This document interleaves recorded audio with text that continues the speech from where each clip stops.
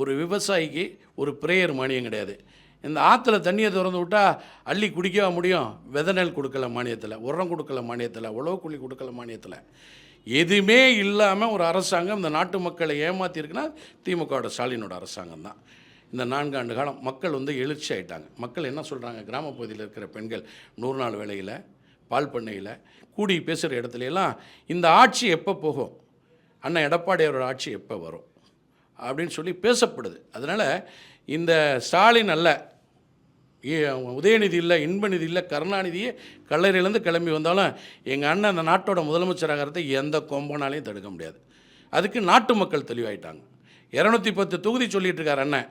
எங்களை பொறுத்தவரை இந்த டெல்டா மாவட்டத்தில் நீங்கள் கணக்கு போக்குன்னு பண்ணும்போது 234 அண்ணன் எடப்பாடியார் தான் ஜெயிப்பார். எடப்பாடியார் நிப்பாட்டுற வேட்பாளர் தான் ஜெயிக்கும்.